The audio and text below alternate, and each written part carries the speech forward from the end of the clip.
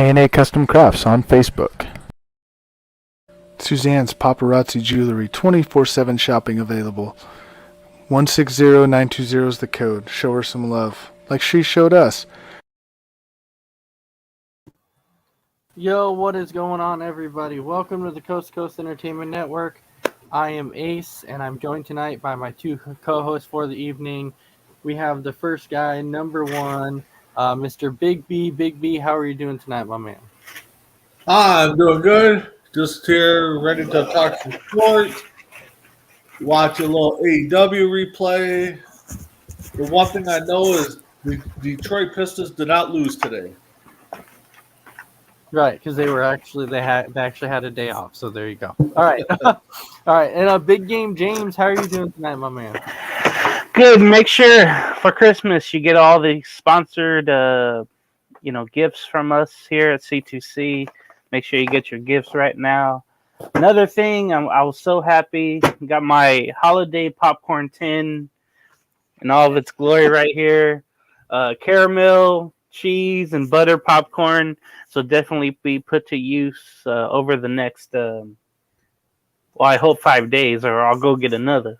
Anyway, there's another thing too. But, whoever said it never rained in Southern California, it's a lie, because it's been raining the whole day. And it's going to rain the whole day tomorrow as well. And the cheddar cheese popcorn's the best, just to tell you. It is good. Cheddar cheese popcorn's always better. Absolutely. Unless somebody can make me some good caramel corn popcorn, I'll beat that. But cheddar cheese popcorn, definitely. You gotta have the chili cheese. Wait, did you say the chili cheese? No. Oh, the cheddar cheese, because I was going to say the chili cheese. I've never heard of that. That's overdoing it. Something Isaiah makes up. Right. Anyway, all right. So we do have some fun topics for you tonight. Jumping into it, the first one that we have is we're going to be talking about, is college football players, since they're getting paid, is this kind of hurting the sport of college football? And the reason I'm basically saying this is because we know that, Marvin Harrison Jr. came out and said he doesn't know if he's going in the draft or come back to college football, because he's saying he can make up to $20 million, so he can make just as much coming back with the NIL deals as he would getting drafted in the NFL. So Big B. Now, before we go on for a second, though, that's not the only reason he's contemplating coming back. He did say that he was contemplating coming back because his goal was to beat Michigan and go on to win a natty, and he hasn't done that yet. So his goal, so I know that's his goal. But anyway, Big B, your thoughts on, is college football players getting paid hurting the sport? Yes, it 100% hurt all the college sports. I mean, the NIL deals, the open, it's all hurting the college sport because, like you said, I mean, Harris is not the only one who stated it, but there's been plenty of others that have stated that they can make more on those deals than they can in the pros unless they get drafted number one overall or stuff like that. So one of those things where, it's killing them. Now, should they get paid a little bit because we know that the school promotes them and they're their face, and so yes, I mean they should get paid. A lot of these kids are getting paid anyways because they're getting a free scholarship. So NCAA needs to step in and put a cap on it somehow. I don't know how they can do that, but somehow they need to put a cap in because like you said, they're getting killed. Just like Jason Barber just stated what I just stated. The deals and the transfer portal are killing the sport. I mean, and not just football, but all sports. So that's my thoughts. All right. James, what do you think? Yeah, so the question was, is it working out? Well, I think it depends if you ask the athlete or if you ask college football, if you ask a fan, or a booster, or administrator, or the school AD, or the coach, or whomever, that isn't the player. So it's not working out if you're an old school fan. I consider that me, because when USC was really good, they were paying their players under the table, and then they got caught. Now you can pay whomever so they can go wherever, those players. So it kind of sucks for me because I'm thinking like, man, we got away with it all those years, and now everybody's getting away with it because it's legal. NIL deals has definitely made college football into free agency, just like in the NFL. College players now get to transfer wherever they want and make as much as they want in the transfer portal. Bill Walton calls it the Tinder portal. So I could definitely see how that is. An example is, what Coach Prime is doing in Colorado. He basically rebuilt his offensive line just last week, and it's players that are going to make some good money. Then also the way that's not working for the sport or for college is, well, you're having to pay a quarterback, a really good one, $1 or $2 million, which that's something you did, in the NFL, but years ago. Now you have to pay him multi-million dollars, of course. There's just something, it feels wrong in college football, in college sports, when you have to pay and then you can go out and just get someone. In college, or in the past, it wasn't like that, where it's just like, hey, you can, you have to get someone to come transfer. You scout really well. Well, now everybody sees everyone. And there's incentives now when there really wasn't legally. So it hurts let's say, the glory of the game and of college sports, but it makes it more professional. And I think it's something we all didn't want to see, but it's really happening. All right. So Jason says the state of Oklahoma has voted to allow high school students to have a transfer portal in which they can have an extra year of eligibility. What's your thoughts on that? So, to me personally, how far is this going to go? I mean, you go from the NFL, you go to college, you go to high school.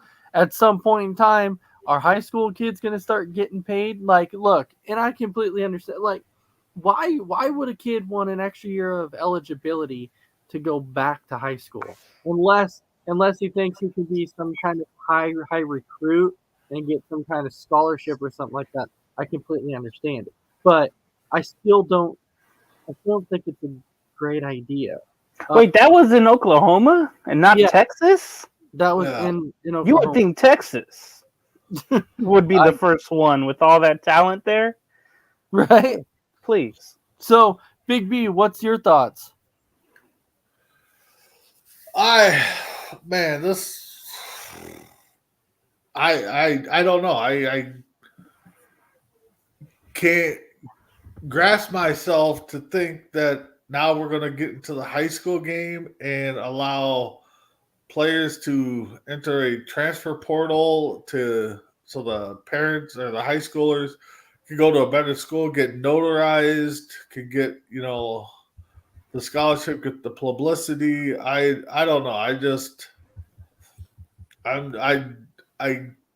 hope it doesn't go through. I hope Oklahoma, rethinks it after a couple of years, and I hope it does not go any further than this state. I just don't get it, because now you're just going to take it out of, again, you're going to take kids from smaller schools and put them in the big schools because they're better, and you're going to make the other schools not be so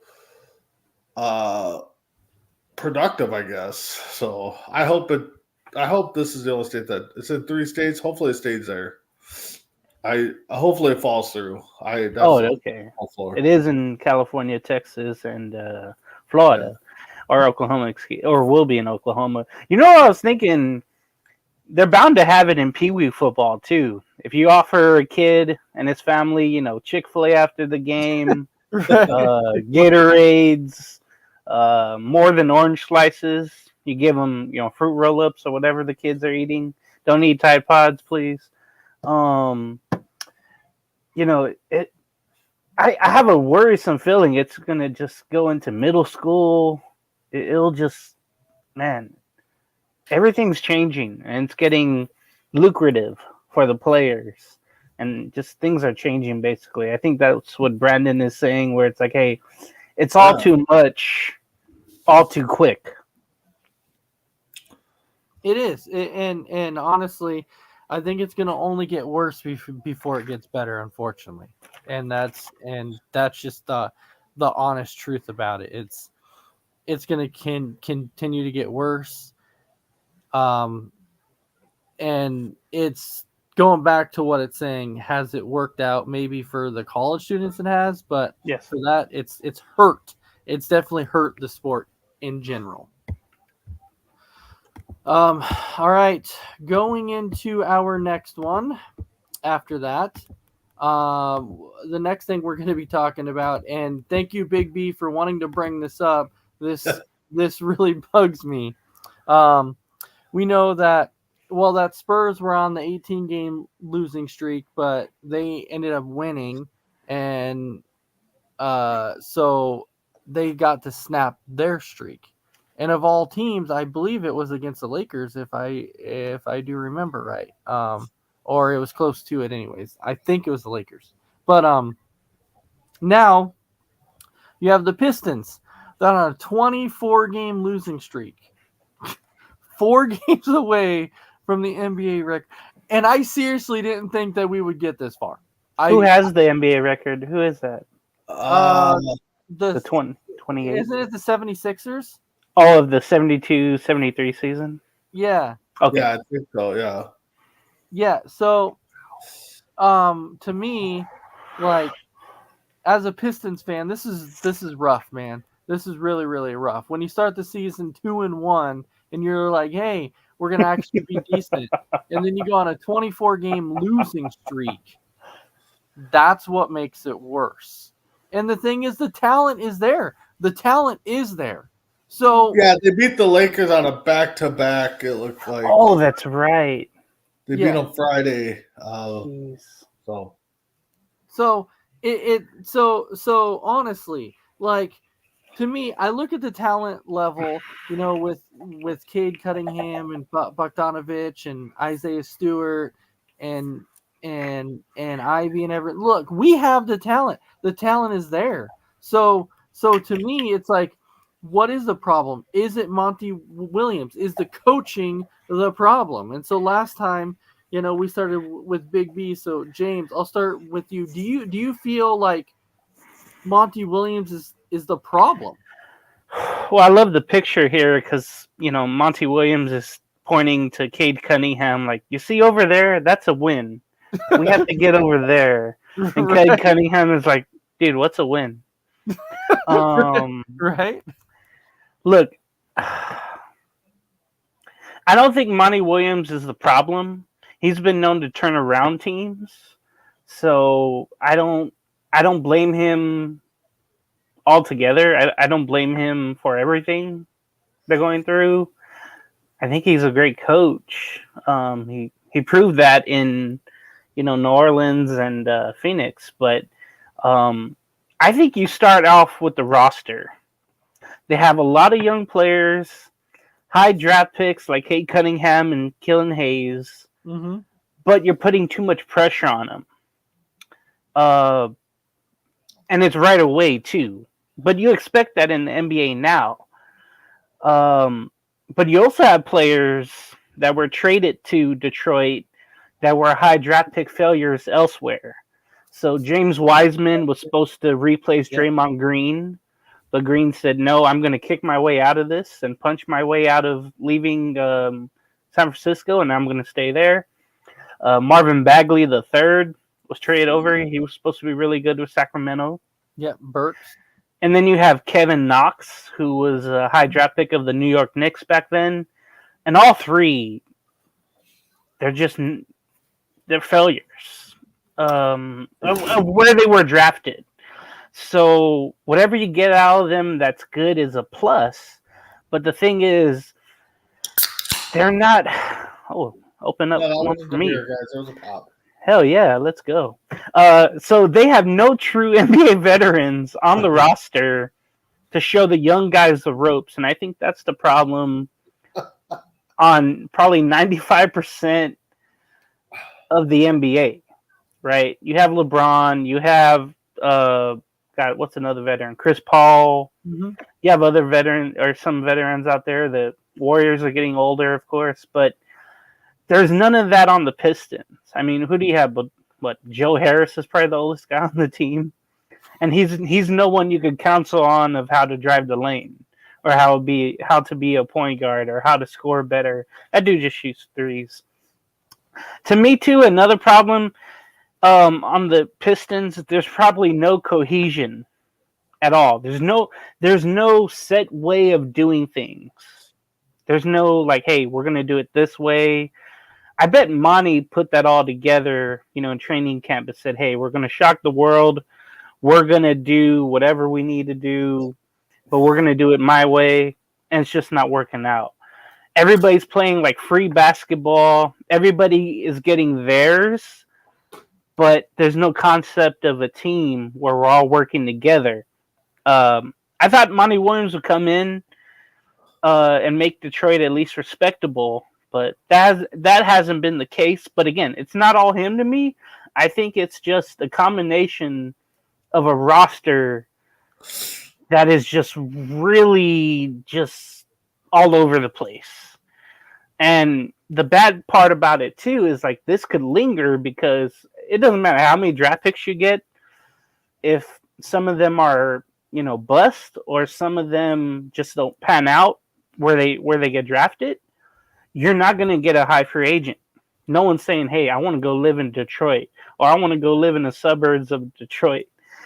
You're not going to get a good free agent. And that's just the horrible case about that. So this might last for years as it has been already. People are saying it's a Blake Griffin curse, but I don't think that's the case. I just think they have a really bad and unbalanced roster where it's just a really bad mix of players. And they just have to they almost have to start it over. And it's just a really bad mix of players. That's honestly all I can say about Detroit right now. Well, I'm not going to tell you it's the Blake Griffin curse, but I will tell you that Van Gundy killed this team. He completely killed this team because he wanted so much control of this organization that he's like, I want to call the shots of who to trade for, who to sign. So Van Gundy, I felt, destroyed this organization. He probably would have made it better if they kept him around, though. He's the one that made that stupid trade for Blake Griffin. No, but then eventually would have traded him out of town, would have drafted better, would have made better decisions, I would think. You want to get someone in there with at least experience. I don't think they have anyone with experience right now. So Jason's saying, how many times can you start over? That's as many times as you can before it works. Like the Bulls, look, the Bulls, they're one team that should really start over, but they haven't. And they consistently are just mid or just below that. But, and I think you just keep trying at it. But the thing is, too, like I mentioned, you're not going to get a great free agent. So how are you going to really how are you going to get to the top if you can't get a good free agent? All you can do is just keep tanking, basically. That's all you can do. Almost like the Sixers situation. Well, I can tell you from the reports I got from within, the reports I got is that, shockingly, Detroit does not want to be sellers at the deadline. They actually want to be buyers. Because they have nothing to sell. Yeah, but they actually, well, Bogdanovic will get you a second rounder. Yep. Bodanovic is there, and then teams also were interested in the big man of Isaiah Stewart. Yeah. Yeah. So people wanted Isaiah Stewart also, but they don't want to be sellers. They want to be buyers at the deadline. Okay, that just shows me that no one knows how to do anything right there in the organization. That's- They are completely basketball hell. Nobody wants to go there. Nobody wants to be there. The fans don't want to go to the games. The Red Wings are doing well, so everybody's a hockey fan again at the Little Caesars Arena. And let's go Red Wings. Well, when they got Weaver, everyone's like, "In Weaver we trust." And I'm like, "Okay." Who? GM, yeah. Oh, All right. So Tim Hendricks is saying maybe they can sell the copper pipes, and then I got saying, you. yeah, and Jason saying, remember when the Shock used to play there? Dude, Shock would beat the 06 Shock would beat this Piston team.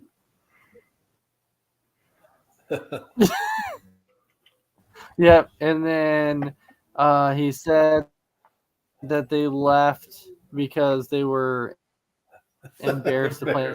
They were better in Auburn Hills, in the suburbs. They were better out there until that, So- Mouse in the Palace thing, and they haven't been able to All right, get back to that. Big B, what is your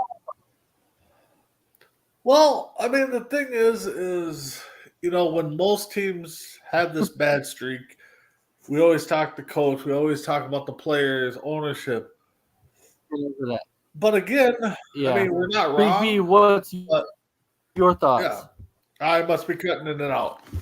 I'm sorry, guys, bad signal. So No, you're good. okay, for me, we always talk about the coach and players, ownership. But what about the people that are scouting these players and making recommendations? Hey, we should go after this guy. We should go after this guy. Let's see what it takes to get him. We should draft this guy. I mean, they're the ones that are making the staff, the coaches, the players, the team look bad because they're recommending these players. So again, when are we going to go back and start looking at those guys and say, hey, maybe our scouting team ain't doing good. Maybe, the videos we're seeing is not fitting what we need to do.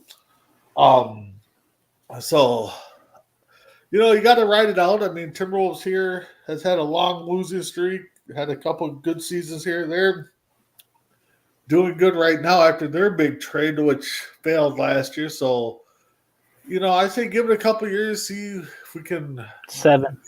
get these teams or these players to mesh together, find a good system. And maybe that's one thing the coaching staff needs to do is find a system that fits the players instead of trying to fit their system in with the players. So I just think we just need to, as a Detroit fan, just cool it off. Yeah, you're going to be upset because you keep losing, can't seem to buy a victory. Everyone, that is true. I mean, right now we got the Wolves going strong and hard, and after their big trade last year, I thought it was going to be I thought this season was going to be kind of like a Detroit season where they may win a couple games, they may lose quite a few games, still can't figure it out, but offseason it works. So Detroit's just got to do that, just kind of figure out what they got, how they can fit it in. And again, I think they need to start looking at the scouting staff and the people that are making these recommendations on who to draft and when to draft them and who to sign and maybe who to trade for, because it's not working. So maybe they need to think of something different. Well, look, and I know that with me being a Pistons fan, I can tell you the one thing I'm getting sick of people saying every day is trust the process. I'm like, you know what? I've been hearing that crap for so long now that I'm just tired of hearing it. I get tired of hearing trust the process. What process? What process? There's nothing Start there. over. Exactly. I'm getting tired of that. Start up. Move the team. Move the team to Fort Wayne again. Yeah. turn it into a parking lot or something. Bulldoze the stadium and turn it into a parking lot. That's Well, you really got more recent champions than the Dallas Cowboys, so that's always a good Mhm. step. So Tim is saying it's a 12-step process. Yeah. For I feel Detroit, like- it's 15. Yeah, you're probably right. It's more like the 15-step process. That's 12, where 12 stages of grief, and you're like, dude, you're probably at like 6 right now. nothing with this team shocks me anymore, honestly. I'm sorry, 24 stages of grief. Sorry, 24. But nothing with this team shocks me anymore. It really doesn't. All right. So going into our next one, we're going to talk again, kind of hurtling back to college football here. We're talking about should college football players be banned from sitting out in the bowl games if they are healthy? Because I know a lot of players are saying, well, especially Florida State players are like, we don't really want to play in it, but then there's other teams too that their starters will sit out. It doesn't make the bowl game as exciting or whatever because the star players are out and people want to watch the bowl games to see the star players. So, do you feel like that college players should be banned from sitting out of bowl games if they are healthy? And so, Big B, how do you feel about that? Oh, that is tough because, I mean, yeah, you play, at the team sport, you play to get to the bowl games. Granted, there's, how many bowl games? 65 bowl games, it seems There's like. 43. There's 43. So, I mean, so it's not. It doesn't mean as much unless you're in the playoff system now in those games.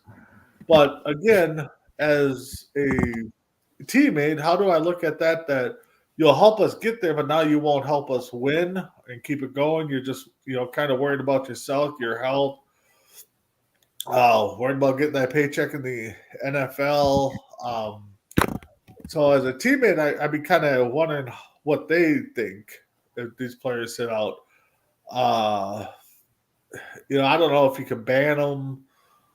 I don't know. Maybe can you find some way to fine a team for their players being a healthy scratch from the bowl games? That might be a next step. But I mean, I think you brought it up just a little bit ago, Ace. Maybe I was kind of looking at my phone; it was going off.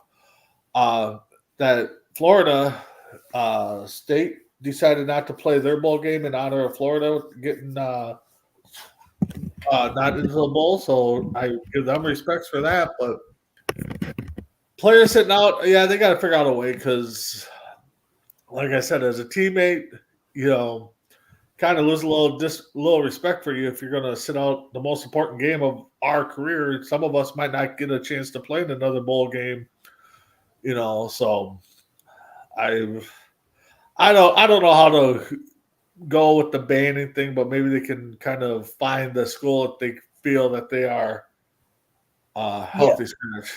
So Big B, that thing that you're talking about, it wasn't anything that I mentioned. It was somebody placed it in the chat, but the thing was that Florida was never bowl eligible. Well, they were bowl. Okay, I just saw that they declined playing in the bowl game. Somebody was doing that as like a joke. Oh, okay. Yeah. That was supposed to be a joking thing that somebody posted. Okay, gotcha.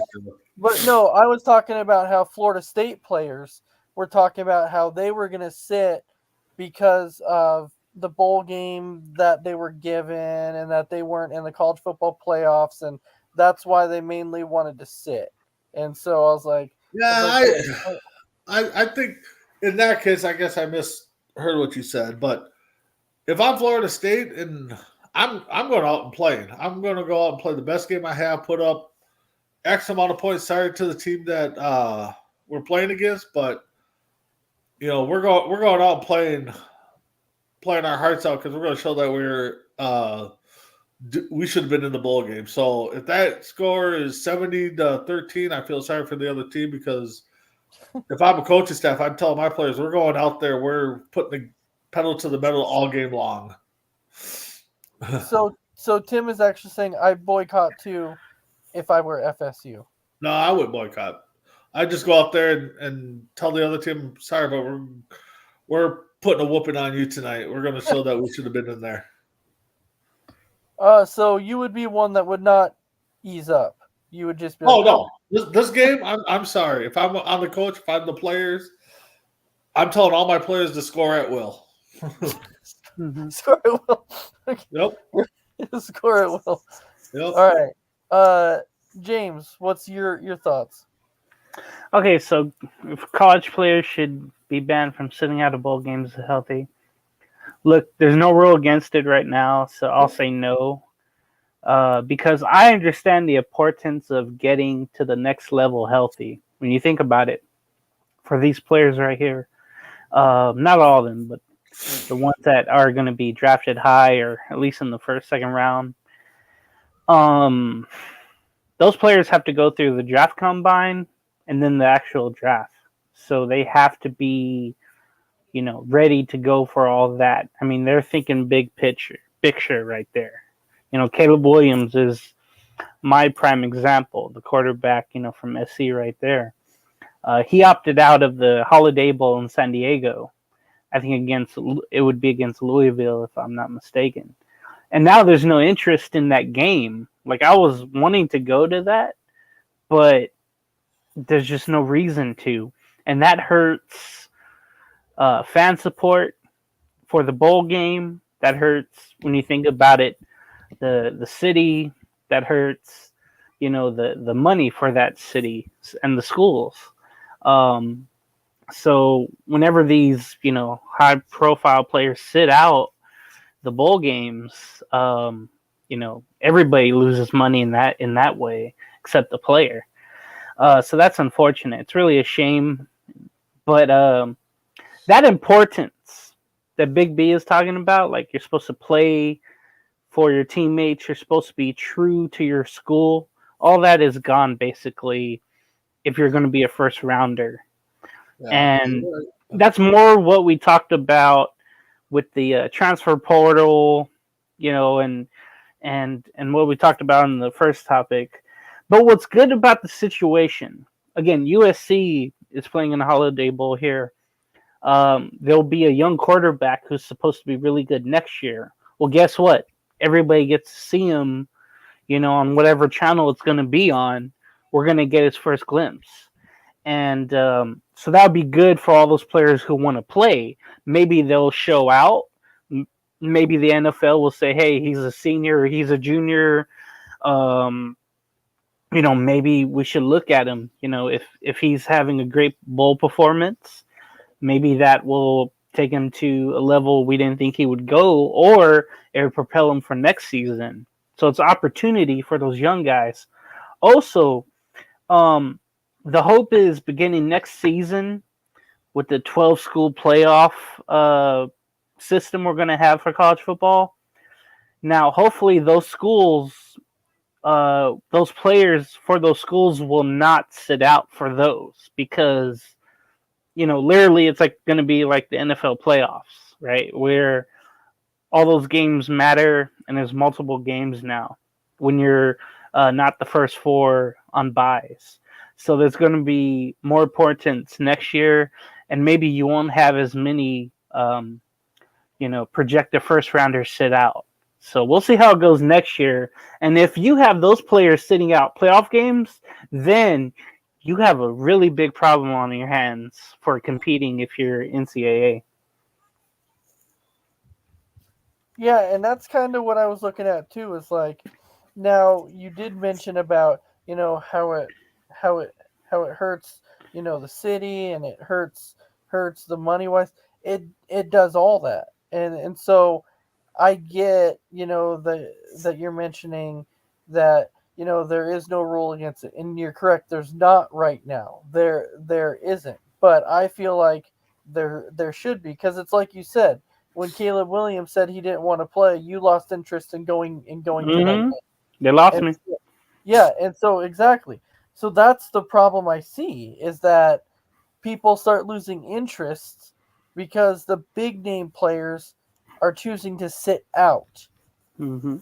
And I get that they don't want to get hurt because like, oh, you know what, I'm a potential first round draft, and Caleb Williams is a guy that could go number 1 overall and things like that. So he doesn't want to take that chance of getting hurt. And I completely understand it. But these decisions are bad though, because you are going out there trying to win a game. You're trying to go out there and try and win a bowl game. So I don't know. I just don't agree with it. I don't think I will ever agree with it. And Tim is saying if the player has an NIL, then they should fine him. Yep. That may be, if they start sitting out playoff games, that might be the route you go.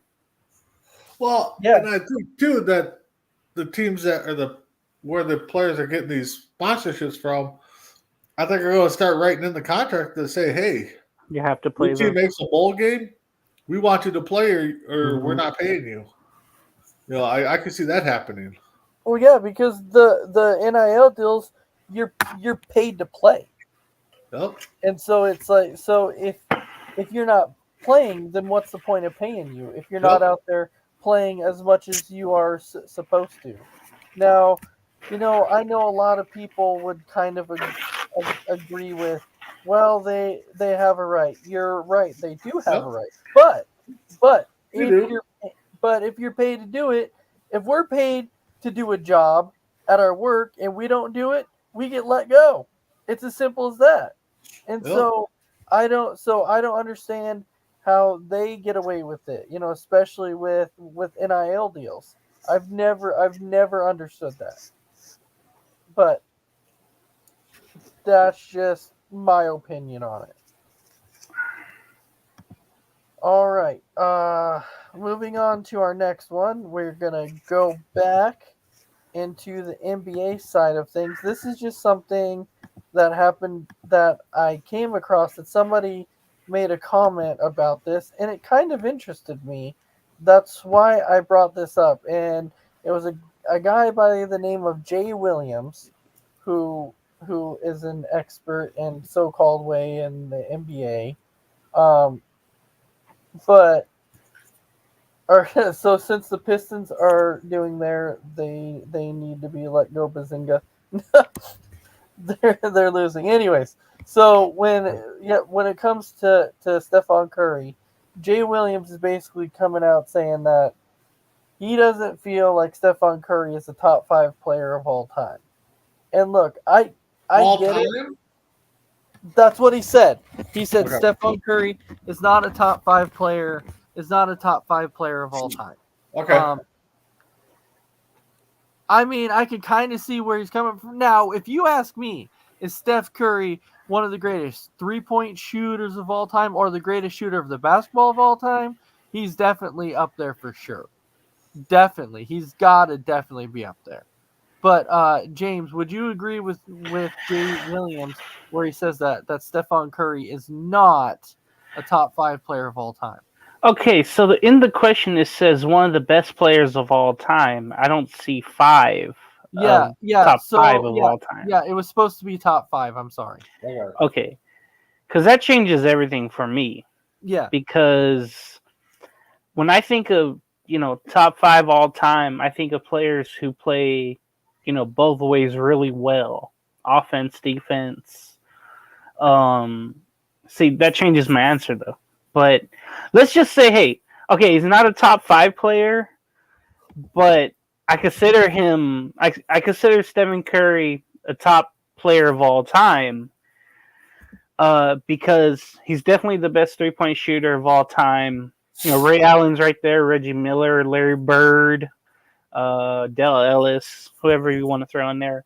But you also have to consider this: Curry and Klay Thompson, more Curry, changed the game, because now everybody stupidly shoots 3-pointers and try to be like the Warriors. Everybody's hanging outside, waiting for the swing to shoot the 3. So he's a trendsetter. And whenever that happens, that means you're usually very elite. Like you're really, really good, and people want to be like you. You know, they want to dominate like Michael Jordan. They want to be a big man like Shaq or Wilt Chamberlain. They wanted to block shots like Bill Russell, or just take over a game like Kobe and LeBron would. So everybody has their own way of being elite if you get there. Well, Curry did it from 3-pointers. Now he's making everybody else think that, hey, I could do that too. I could be like 7'2" and just shoot bricks from 3-pointers and not get benched. And that's where we've gone wrong. Anyway, so he has 4 championships. And you would think if he wins another championship, you have to put him in the top 10. Because now you're in that 5 championship list. You know, that's Duncan, that's Kobe, that's, you know, more with Michael. You start getting into that list. Now, the thing that hurts Curry, and he makes great layups and all that, he just doesn't shoot 3-pointers. But have you ever considered him as a great defensive player? I think we would all say no. You know, I don't remember him having a single, you know, defensive stop that I will remember forever. It's always been offensively. So that is what kind of hurts, Stephen Curry. But again, even if he wins 2 more championships, I don't think he's better than Michael Jordan. I don't think he's better than, you know, Bill Russell. But he's right there with everybody else when it's all said and done. If he wins at least 1 more, 2, you could put him in the conversation for top all time. But he'd probably have to win 3 more championships if you want to put him top 5, because he would beat out everybody other from Bill Russell. So that's my take on it. So, James, let me ask you this. Uh-oh. No, it's fine. And I completely agree with you that right now, you know, I agree with Jay Williams. He's definitely not top 5 of all time. But do you agree that he's probably the best shooter of the basketball that you've ever seen? 3-point shooting, yeah, definitely. There's guys that mastered the mid-range. There's so many. You know, Michael Jordan, Kobe Bryant, Oscar Robertson, even Wilt Chamberlain would have his, you know, shot that was great. So there's so many mid-range guys that have done well. Larry Bird did both well. Reggie Miller did both well off of the screen. But Curry, I think, took it to a whole nother level when it comes to automatic, being on fire. I think he took it to a whole nother level that Bird didn't have, that Reggie Miller didn't have, Ray Allen didn't have. He took it to a point where it was like video game-esque, where it's like, okay, that guy's cheating. He's made 7 in a row or whatever it is. So I think he's the best shooter, definitely 3-pointer of all time. That's what he's known for. So maybe 3-pointer of all time, but mid-range you'd have to consider so many others. Yeah, and you know what? In a way, I get that. But back then, what's so hard about that debate when you're talking about, you know, Steph Curry? The errors? Because nobody's shooting threes back then. Yeah, Larry Bird started to shoot threes. He was a real one who started it to put it in his game, and it didn't truly evolve until they moved the 3-point line in, and then you started to see all these inflated 3-point shots being made, and they moved it back, and it was kind of regular until Curry came back. Curry came, and he started to make it like crazy. So I hate comparing errors. That's why I hate doing that. You know, saying which era was better. Well, guess what? They didn't have the 3-point shot until 79-80. So nobody was working on 3-point shots or that from far, shooting from that far. Yeah, and that's why it's so hard, because back then, you know, especially in Chamberlain's day, the 3-point shot was definitely a novelty shot. Like, it was it was very, very rare that The line wasn't there for him yeah, when he played. So He can make them though. So it's like this. Like you look at Steph Curry now, top 5 3-point shooter of all time. Yes, the greatest 3-point shooter of all time, possibly. Top 5 talent, probably not yet, because the accolades and everything are not there. So Big B, what's your take on it? I'm with you guys, and it's hard to compare different genres of basketball or eras of basketball because the game's totally changed. I mean, and Steph is probably the one that elevated their 3-point shot since he's been in the league because he just is shooting threes from everywhere and making them. In the All-Star game, goofing around, shooting threes, turning around while they're in midair and starts running back as he made it. So it's even tough for me to even say he's the greatest 3-point shooter because what if Bird and Reggie Miller, was in this era of basketball and was shooting up threes more than they were taking mid-range jumpers, and they would fit right in. Is he a good shooter? Yes. Would I love to have him on my team? Of course I would. But definitely not top 5. It'd be hard for me to put him up there. I know Tim said 25, top 25. I could hear arguments there. Can I get him any higher than that? I don't know because it's just different eras of basketball. BJ Armstrong was a pretty decent 3-point shooter. Steve Kerr was a pretty decent 3-point shooter. And then you got, of course, Miller and I'm trying to think Bird, and I'm trying to think some more great. Bill Curry, his father. Yeah. So would their games been better? Would they have more 3 points if they had open will back then instead of the team chemistry and running plays? And yeah, if you had an open 3, okay, you take it. Make sure you make it. But back in the day, it was the mid-range jumper, the dunks, stuff like that. Assists matter more. Now it's not even that anymore. So, if you put Curry into that generation of basketball, we're probably talking about him being a decent shooter, better assist guy, stuff like that. But, yeah, definitely not in the top 5. I have a hard time even saying top 25. Yes, he is a great shooter, though, hands down. Yeah, so when Jay Williams got asked the question of when they were talking about it, and Stephen A. Smith and everybody was talking about it, and they said, okay, so if you were going to take Steph Curry out of the top 5, then who are you going to take and replace him in there? And Jay Williams said, I would put Shaq in there. And it's like, who? Okay. Really? Jordan, Kareem, Wilt. We still got Bird and Magic. Magic is in for me. I don't care what anybody say. How about Duncan, though? How about Duncan? Yeah, Duncan. I got to put him up there in at least in the top 10, maybe not top 5. Yeah, top 10. He's in top 10.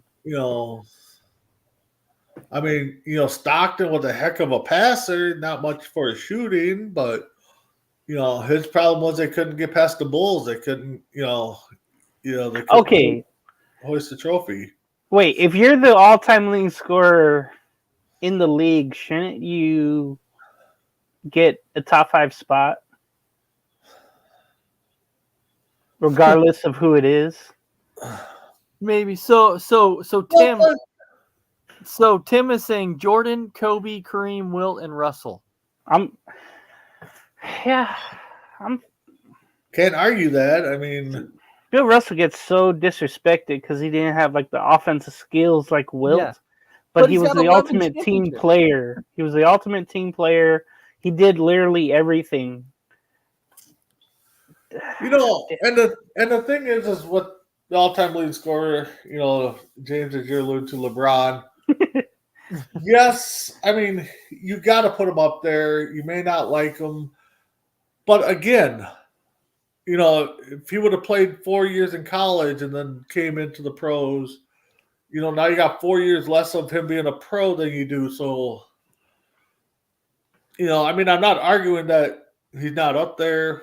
It was his choice to enter the draft. He got drafted. He's had a heck of a career. Barring any injuries, he would blow all the records out of the water playing as long as he did. So yes, I mean, LeBron is up there. You got to give him his dues. Definitely, top 5-ish. Depending on how the outline goes. But I mean, you are right, James, that him holding the records, you got to put him up there somehow. Yeah, I mean, I'm there. You may not like the guy, but you do have to. Based on accolades, Yeah. you do have to. But I mean, he's definitely, if we go with Tim's, Jordan, Kobe, Kareem, Wilt, Russ, okay, LeBron's coming off the bench. I'm sorry. I can't put LeBron ahead of those guys. I'm sorry. I can't. no, I get it. The top 5 though is just so hard because thing is like even when people are talking about you could take Shaq and put Shaq in the top 5. The thing is was Kobe without Shaq and was Shaq without Kobe. So We should have a top 10, like next show, have our top 10 list. Yes, but then absolutely. again, I know Dwayne won 1 or 2 without Shaq, but then he went back over there and won a couple. Shaq's one of those guys that he's kind of like the Steph Curry. He changed the game on the inside because he was so big and beefy, and it was hard to. I mean, people were game planning to follow him. They called it the Hack of Shaq. So that's a trendsetter. I mean, Curry, if we, I think James alluded to it earlier. Game trendsetter, innovators. Yes, Shaq and Curry definitely in their time innovated their game to make the NBA different. So yeah, definitely those two you definitely put it up there. But overall, I mean, it's hard. It's hard. I mean, it's hard unless we got some kind of outline on how we're going to rank players. Well, yeah, I think that's the thing too. Like you could sit here and you could say, this guy's in the top 5 and this guy's in the top 5, but I think everybody when they go with their top 5 lists, they have a different way of putting their top 5 together. And so, some people will tell you that they go off of championships or style play. What? Style of play if they play both ways. Yeah, or they go off of style of play or whatever. So everybody kind of does it differently. Because if you were to ask me about my top 5, is that I would always say that a top 5 list, to me, I don't really throw championships in there as one because championships are team sports. So I don't necessarily say, well, if you have the most rings or whatever, I'm going to put you in the top 5 because that's not how I base top 5s off of because it is a team sport. Yep. Now I've seen it before to where people have made videos and said, hey, this is the top 25 players in the NBA of all time, and if you don't agree with this, then you don't know ball and you're wrong. And it's like, well, okay, thanks. That's your opinion. So how can you tell me that my opinion's wrong? It's and that's where it's so hard. And I believe it was Shaq who said that once. It was either Shaq or Charles that said, if you're going to make a statement about that and say that, this person's the greatest of all time, you basically have to say, in my opinion, this person's the greatest of all time. Yeah. Yeah. That's why I love Chuck. That's why I love Chuck. Yeah, I was going to say, I'm pretty sure it was him who said it. But yes, he's accurate. Like, that's correct. You have to say, in my opinion, because there's really nothing to back that up. Because you could sit here, there could be people that could sit here and say, okay, well, LeBron is the greatest because of this. But then you could back it up and say, well, no, MJ is the best because of this. Mhm. So it's always like, okay, then in your opinion, who's the best? And so that's where I think it's so hard, because I feel like everybody's list is going to be different based on Yeah, they are. based on what accolades, what's your criteria, and that's, I don't know, but that's why I like this topic. I think that this one was fun, but we all do agree that Steph Curry is not a top 5. Yes, he is one of the greatest of all time. Now, Big B, you said you said maybe not top 25, correct?